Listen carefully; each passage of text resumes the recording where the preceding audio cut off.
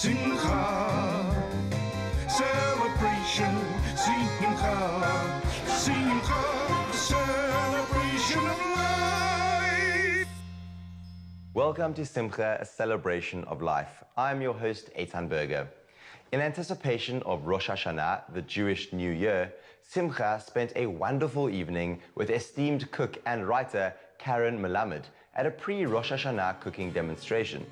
The Gardens Shul campus was filled with the wonderful aroma of freshly baked challah, sweetly spiced meats, and delectable desserts.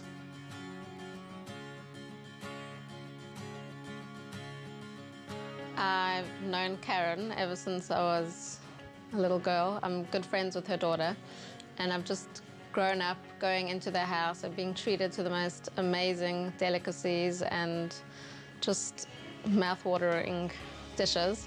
And I've always called her here and there for recipes, and I was just so excited once her book had come out. And I told her right away, as soon as it comes out, I want you to come to Cape Town and do a demo for my community, because I know what a great chef she is. So I thought, you know, Rosh Hashanah is it's not only a time of going to shul, it's a time of beautiful family memories. We all have it, of our mothers, of our babas, like making beautiful dishes and sitting around the table, special memories of family time. And I thought it's a great opportunity to teach the ladies of Cape Town new recipes, to, you know, start the traditions of their family, of beautiful dishes, of great memories. And Karen's just the right person for that. Okay, so I'm putting the basil up. Got 120 grams of basil in here. I actually do the stalks as well, so I'm gonna just gooi. Garlic. Okay, because I'm doubling it, I've got 4 cloves of garlic, but they're small cloves. It wasn't a lot. And I'm adding in my chili, coarsely chopped. Okay, then we need 2 cups of olive oil. If you're going to use a very strong extra virgin olive oil, you must use a good quality one.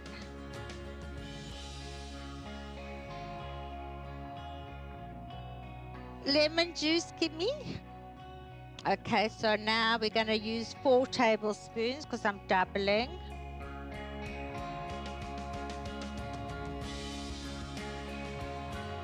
I've got 2 cups of spring onion, coarsely chopped. Now sea salt. I'm very generous with salt. Freshly ground black pepper.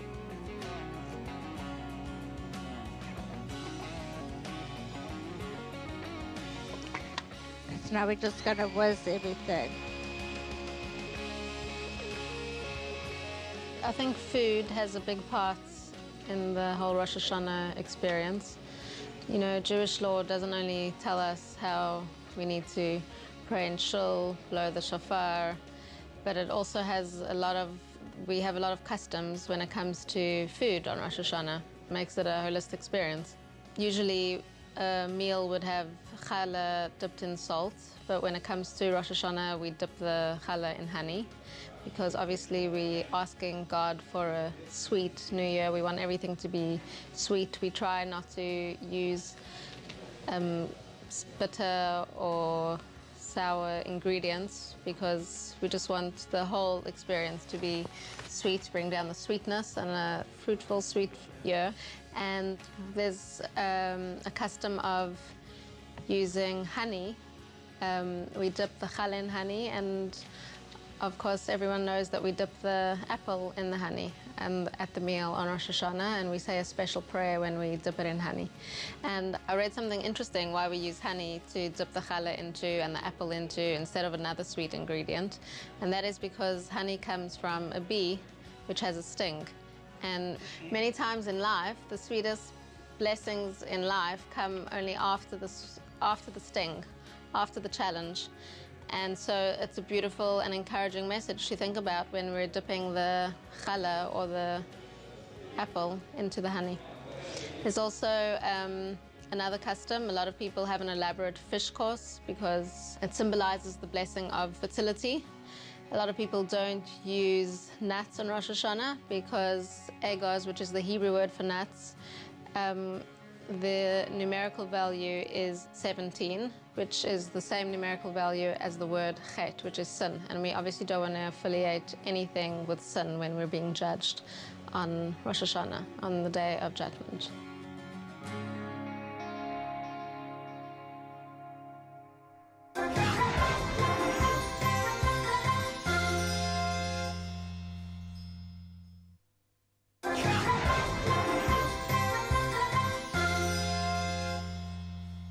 Karen Melamed recently launched her cookbook, A Pinch Of, to a packed audience at a pre-Rosh Hashanah cooking demonstration where Karen shared some of her festive recipes with us.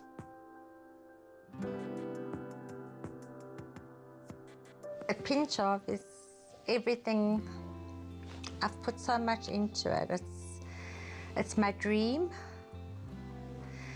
It's just a labor of love, and it's a collection of recipes that I've been writing over the last few years and experimenting and testing and changing until I perfected them.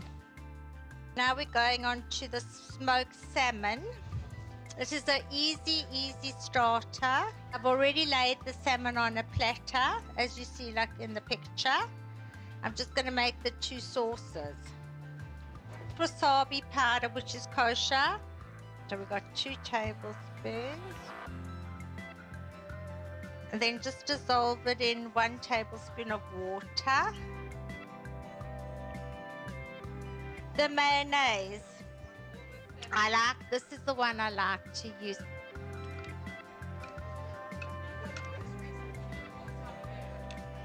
Okay, and a teaspoon of honey.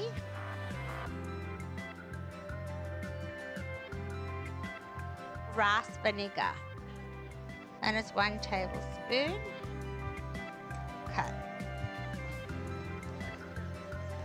Okay, so now what you do is you put this in a Ziploc packet. I've put mine in. If you haven't got one of these squeezy things, because you're going to drizzle it over. I always found people came to my home and asked me for my recipes. What did you make? What did you put in? And I honestly didn't ever remember. So I decided to start writing my recipes down as I cooked. And through that, I wanted to give everybody my recipes. And this is a collection that I wrote for people to enjoy. Okay, now we're gonna make the sticky sauce. So I'm gonna add 1 cup of sugar, 1 cup of rice vinegar, 2 tablespoons of soy sauce,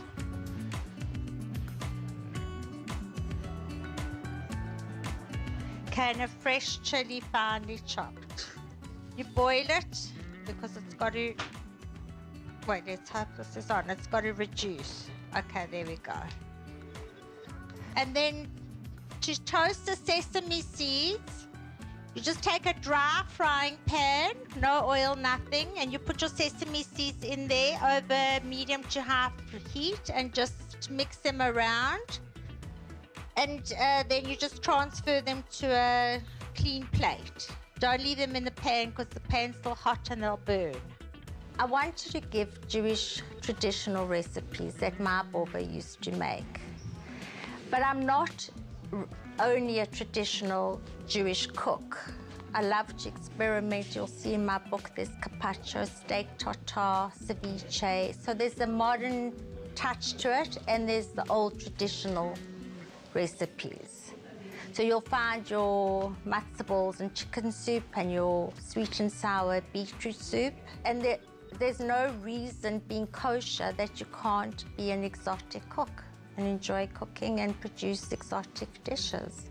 Then what you do is you just drizzle your wasabi mayo over. Okay, then you take your sticky sauce.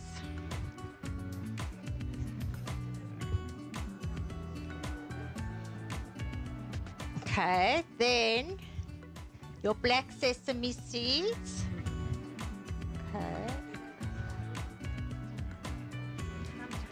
And then those microfiber herbs just for a bit of color. That's it, we're done. I hope that they love it, that they get such great joy cooking from it.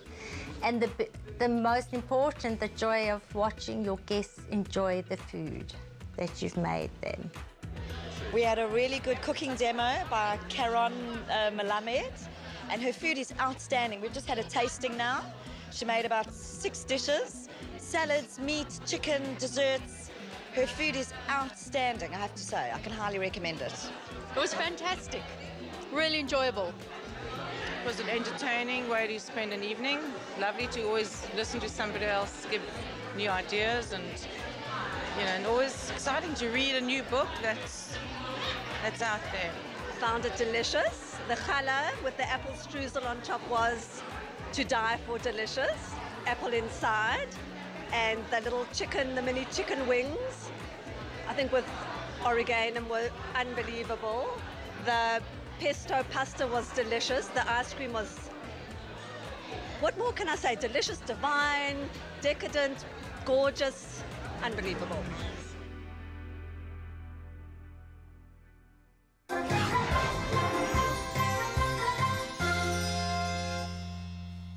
Following the success of last year's inaugural Shabbos project, launched by Chief Rabbi Warren Goldstein, this year's initiative has gone global, with Jews around the world being encouraged to observe one Shabbat together from sunset on Friday to nightfall on Saturday. Here are some of the things that people around the world had to say. Somos de Panamá y junto con miles de judíos de nuestras comunidades y de todo el mundo estaremos cumpliendo un Shabbat, Bezrat Hashem, en octubre, Shabbat para Shang Noah. ¡Únete! Shabbat freedom! We're gonna do it! I look forward to spending the Shabbos of October 24th and 25th, as I spend all Shabbatot in celebration of life and of God and of Torah, but with a special satisfaction to know that I'll be doing it with so many others who perhaps would not have been. Yo habiendo tenido la evidencia de cumplir Shabbat hace varios años, me siento muy contento de poder cuidar junto a mi comunidad el Shabbat del 24 y 25 de octubre, Shabbat de Perashat Noach, y de esta forma apresurar la llegada del Mashiach pronto a nuestros días. Together we'll keep Shabbat from sundown to stars up. Let's keep it together! For anyone who hasn't experienced Shabbat or Shabbos yet, you're missing something very, very special. It's a missing link that every Jewish person, whatever their age or station in life, should reclaim. And what a wonderful campaign. Keeping it together, I hope I can be a part of it someday back in Los Angeles. Oui, c'est l'occasion de se reposer, d'écouter un peu la Torah, d'aller à la synagogue. Ça ne peut faire que du bien. Hein. Je ne pense pas que ce soit une corvée, puisque c'est une très bonne chose de prendre une journée comme ça de relaxation et tout, c'est très bien. On this day, we will own our precious heritage, wearing it as a badge of pride and honor.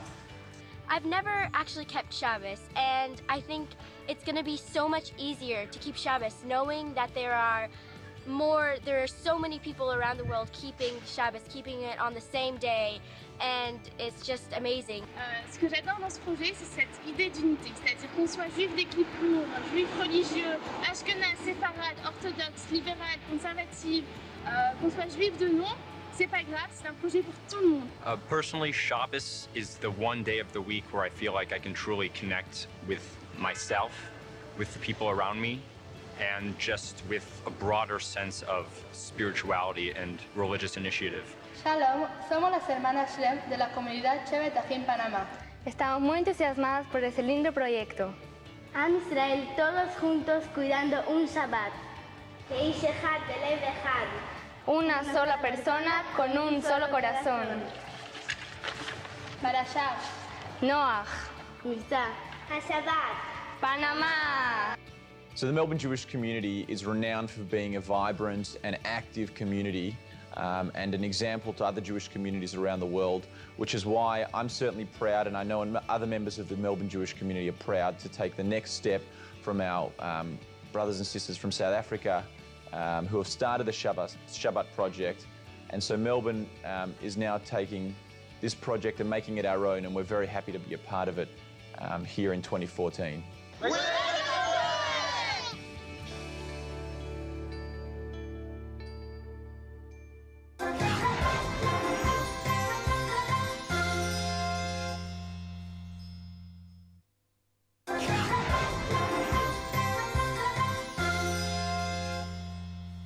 Amongst those joining the Shabbos project from abroad is professional boxer Dmitry Salita, born in Brooklyn, New York. As a young boy, he was exposed to Orthodox Judaism and subsequently became observant. He once said, "Anyone who wants a good whipping from me is just going to have to wait until sundown." We caught up with Dmitry, who was eager to share his Shabbos story.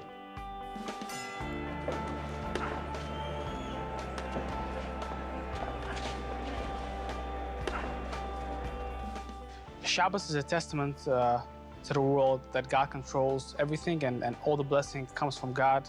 And one day a week we dedicate to God, to our families, to the more important things in life. And initially it started for me because I was getting ready to compete in the U.S. Championships, and it was the end of my amateur boxing career. And one of the fights scheduled was going to be on Saturday afternoon. I wrote a letter to the Lubavitcher Rebbe asking for a blessing that I should succeed in my endeavor. And the Rebbe suggested to me that I should do my job according to Jewish law, so which meant for me not to box on Shabbos. And at that point in time, I was not completely Shomer Shabbos. I was 18 years old. And it was a very difficult decision for me to make personally. But my rabbi encouraged me and told me that I guarantee you that only good things will come out of this. You know, boxing, I was very young and very passionate, very motivated in my career, and worked very hard for my success. And it was a very, very hard personal decision for me to make. And particularly in this tournament, the finals were going to be on Saturday afternoon. So my weight class was packed with a lot of very talented boxers. I was not favored to make it to the finals.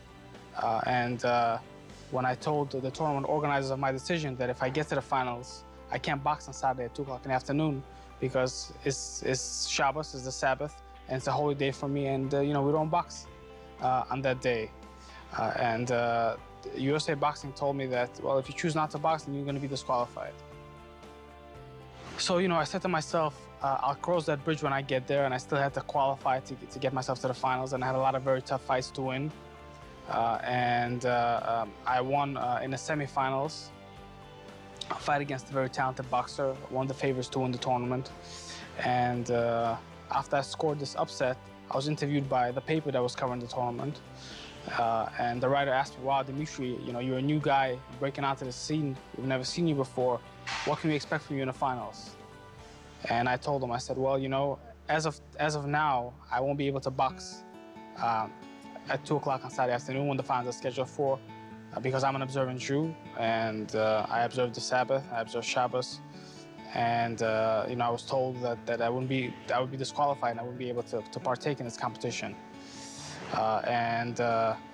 This reporter, whose name was Dylan Hernandez, he's now a writer for the LA Times, I believe. I found him on Facebook some time ago. He spoke with USA Boxing on my behalf. They changed my time. They changed the time of my fight. And that was really, you know, probably the most difficult personal decision for me to make at that point in my growth in Judaism. And, you know, thank God I won. It was tremendous for me. You know, that morning, the newspaper, you know, wrote an article, you know, Jewish kid won't box till evening, while people didn't know what I looked like, you know, they knew about me. So when I was in the arena walking around, I heard people chit-chatting amongst themselves, you know, let's see if the Jewish kid can fight, you know, who is this guy? So I felt the pressure was on. And I fought a very talented boxer, also one of the favorites to win the tournament, and thank God I won.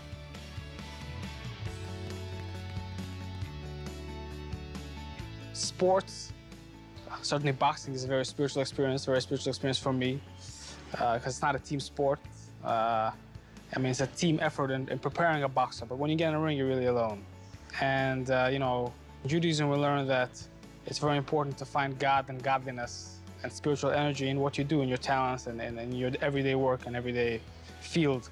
And I really felt that I found it and felt it through boxing very early on in my life, ever since I was a very young boy.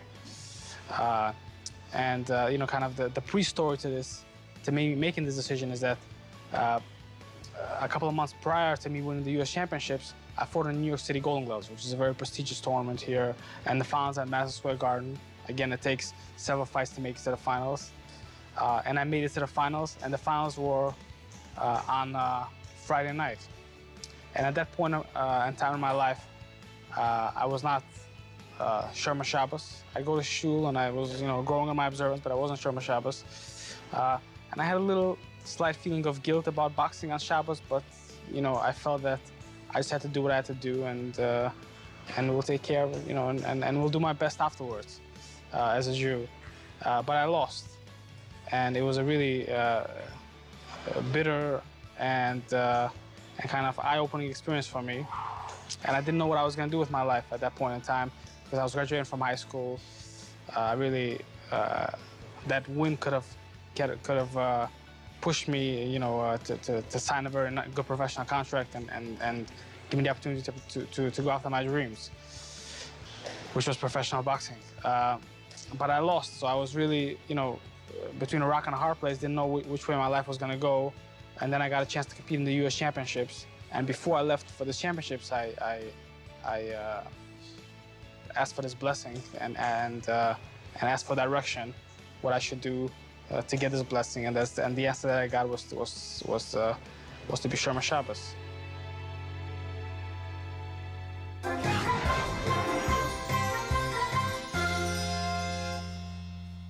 This week's Mishnah from Pirkei Avot, or Ethics of Our Fathers, comes from Rabbi Akiva in chapter 3, verse 5.